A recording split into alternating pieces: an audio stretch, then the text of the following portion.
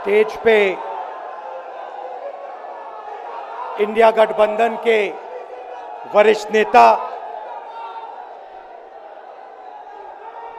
खारगे जी, सोनिया जी, शरद पवार जी, भगवंत मान जी, चंपा सोरेन जी, अखिलेश यादव जी, तेजस्वी यादव जी, सीताराम येचुरी जी, फारूक अब्दुल्ला जी, डी राजा जी, भट्टाचार्य जी, महबूबा मुफ्ती जी, Derek O'Brien जी, कल्पना सोरेन जी, त्रिची सिल्वा जी, सुनीता केजरीवाल जी, देवराजा जी, तिरुतोल जी, खुरुम अनिस उमर जी, और stage से मैं केजरीवाल जी और सोरेन जी का भी नाम लेना चाहता हूं, क्योंकि वो आज यहां है नहीं, मगर दिल में हम सब एक साथ खड़े हैं। भाइयों और बहनों, इंडिया गठबंधन के कार्यकर्ताओं, आप सबका यहां बहुत बहुत स्वागत, नमस्कार।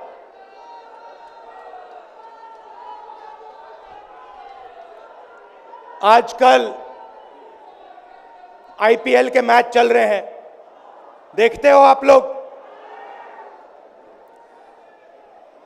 मैच फिक्सिंग शब्द सुना है आपने? सुना है? जब बेईमानी से एम्पायर पर दबाव डालकर प्लेयर को खरीदकर कैप्टन को डराकर मैच जीता जाता है। क्रिकेट में उसको मैच फिक्सिंग कहा जाता है। हमारे सामने लोकसभा का चुनाव है। अंपायर किसने चुने? नरेंद्र मोदी ने। हमारी टीम में से मैच शुरू होने से पहले 2 खिलाड़ियों को अरेस्ट करके अंदर कर दिया। तो भाइयों और बहनों, ये जो चुनाव हो रहा है, नरेंद्र मोदी जी इस चुनाव में मैच फिक्सिंग करने की कोशिश कर रहे हैं। ये जो उनका 400 सीट का नारा है, ये बिना ईवीएम के, बिना मैच फिक्सिंग के, बिना सोशल मीडिया और प्रेस पर दबाव डालकर खरीदकर, ये 180 पार नहीं होने जा रहा है। सब मिलाकर आप देखिए, कांग्रेस पार्टी विपक्ष की सबसे बड़ी पार्टी है। हमारे सारे के सारे बैंक अकाउंट बंद कर दिए गए हैं। चुनाव के बीच में देश की सबसे बड़ी ऑपोजिशन की पार्टी के सारे अकाउंट बंद कर दिए। हमें कैंपेन चलाना है, हमें लोगों को प्रदेशों में भेजना है, पोस्टर लगवाने हैं। सारा का सारा जो हमारे रिसोर्सेज हैं, बैंक अकाउंट बंद कर दिए गए। तो ये कैसा चुनाव हो रहा है? नेताओं को धमकाया जाता है, पैसे देकर सरकारों को गिराया जाता है, नेताओं को जेल में डाला जाता है। केजरीवाल जी को, सोरेन जी को ये पूरी की पूरी मैच फिक्सिंग करने की कोशिश की जा रही है। और ये मैच फिक्सिंग सिर्फ नरेंद्र मोदी नहीं कर रहे हैं। ये मैच फिक्सिंग नरेंद्र मोदी और हिंदुस्तान के 3-4 सबसे बड़े अरबपति मिलकर कर रहे हैं। यह सच्चाई है। और यह मैच फिक्सिंग क्यों हो रही है? भाई और बहनों, इसका सिर्फ एक लक्ष्य है कि हिंदुस्तान का संविधान, जिसने इस देश के गरीब लोगों को भविष्य दिया, सपने देखने का हक दिया, उस संविधान को हिंदुस्तान के गरीब जनता से के हाथ से छीनने के लिए यह मैच फिक्सिंग की जा रही है। और मैं आपको बताना चाहता हूं कि जिस दिन यह संविधान खत्म हो गया, उस दिन यह हिंदुस्तान नहीं बचेगा। इसको पुलिस से, धमकी से नहीं चलाया जा सकता है। यह जो संविधान है, हिंदुस्तान की जनता की आवाज है, हिंदुस्तान के दिल की धड़कन है। इसको जिस दिन खत्म कर दिया गया, उस दिन यहां पे हिंदुस्तान नहीं बचेगा। अलग अलग स्टेट हो जाएंगे, हिंदुस्तान नहीं बचेगा। यही इनका लक्ष्य है। ये सोचते हैं कि संविधान के बिना धमकाकर, डराकर पुलिस, CBI, ED, income tax department के साथ देश चलाया जा सकता है। ये सोचते हैं मीडिया के बिना देश चलाया जा सकता है। आप मीडिया को खरीद सकते हो, आप मीडिया को दबा सकते हो, आप मीडिया के रिपोर्टर्स का मुंह बंद कर सकते हो, मगर आप हिंदुस्तान की आवाज को नहीं दबा सकते हो। इस आवाज को कोई नहीं दबा सकता।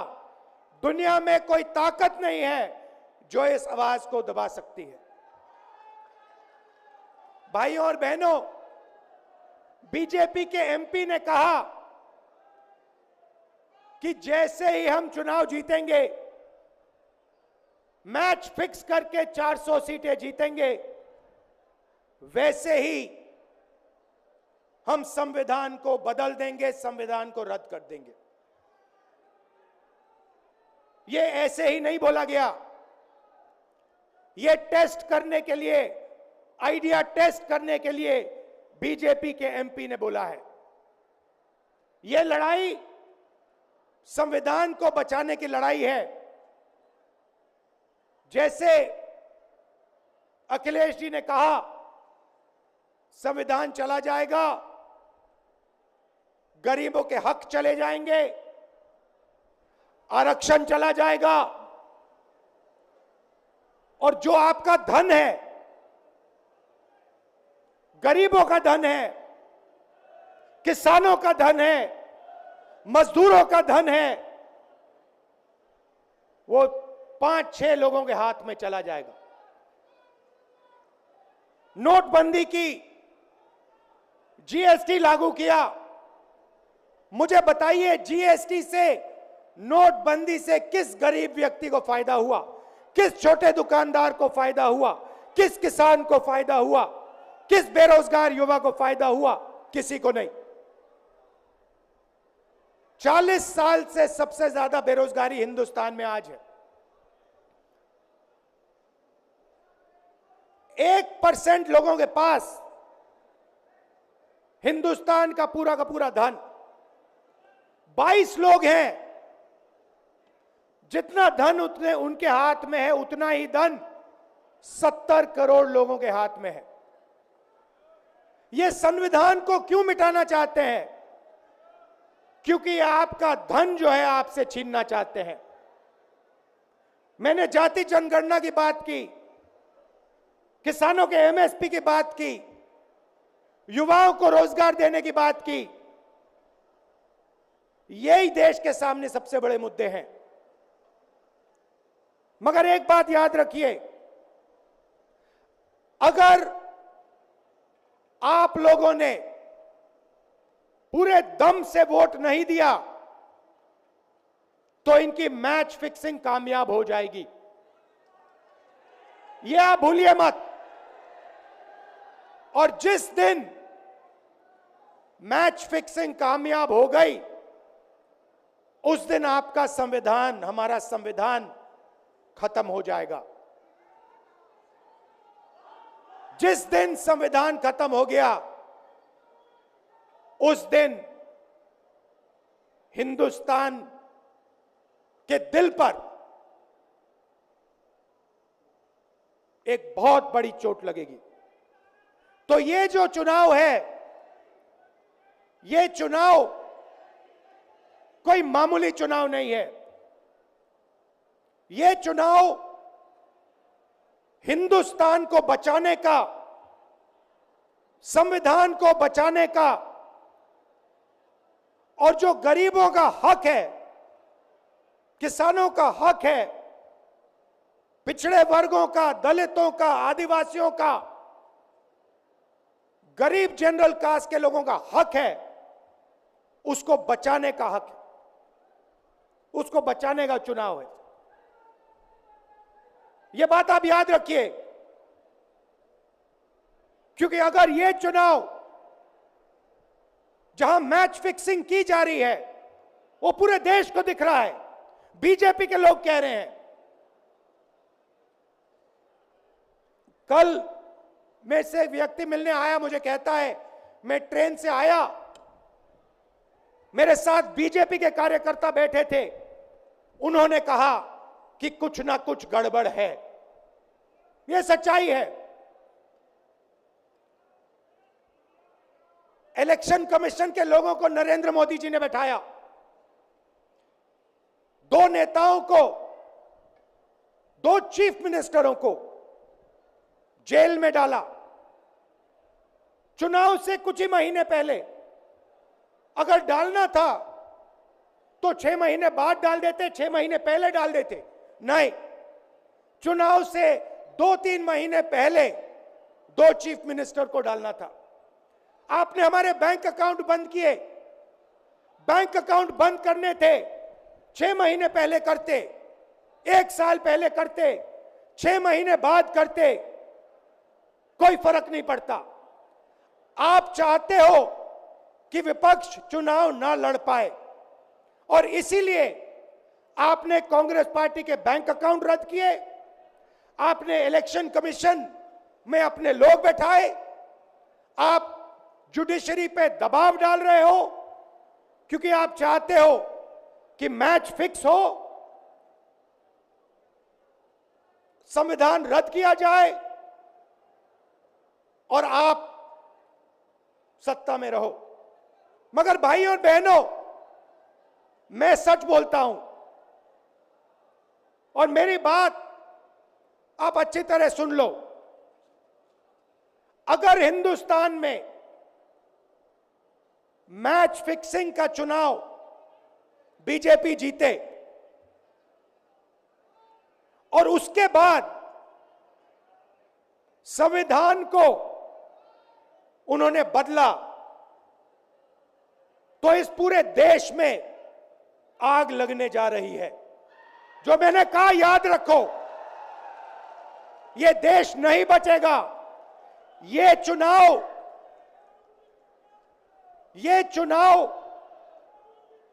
वोट वाला चुनाव नहीं है। यह चुनाव हिंदुस्तान को बचाने वाला चुनाव है, संविधान की रक्षा वाला चुनाव है। धन्यवाद। जय हिंद।